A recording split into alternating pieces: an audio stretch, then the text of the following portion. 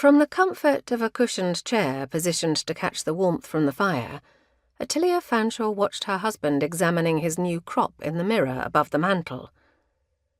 Lord Francis turned his head this way and that, the dark locks that now just brushed his collar flicking his cheek. Their wave was more pronounced, with a tendency to slip across the forehead from his brow. Ottilia found it disorienting.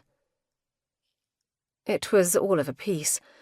This whole unavoidable excursion to her previous home had thrown life out of kilter, not least due to being back in Ash Lodge.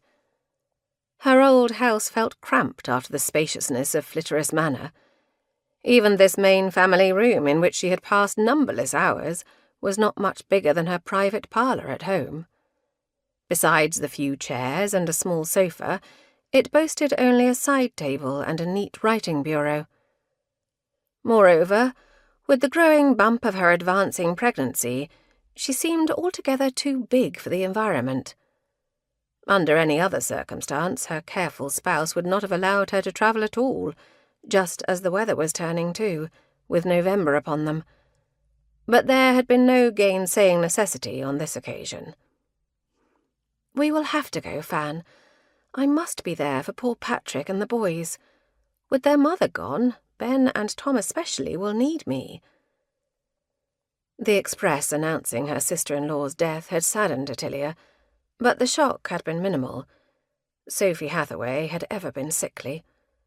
She had succumbed, so Patrick said, to the worst of her various ailments, her taking off sudden, if not unexpected. Francis had thankfully concurred. "Naturally you must go. But we'll go alone.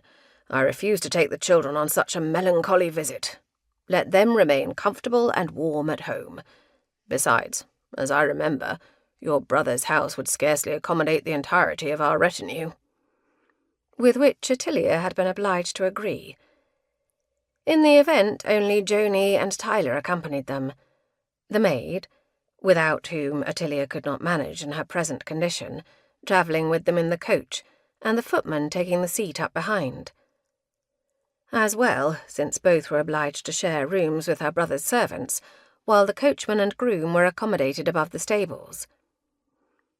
The funeral had been well attended, attesting to Dr. Patrick Hathaway's popularity in the district. But there was no rushing away directly, since Ottilia had all to do to comfort her nephews. Francis had taken it upon himself to do what he might for his brother-in-law, accompanying him on a necessary trip to Salisbury, where he had also been persuaded to emulate Patrick's more fashionable hairstyle. He was frowning at his reflection. "What do you think, Tilly?" Mischief entered Ottilia's breast. "Other than it has taken years off you?" He turned from the mirror, throwing a glance heavenwards. "Be serious." "I am. I doubt Pretty will recognise you when we go home. For my part, it makes you look rather dashing."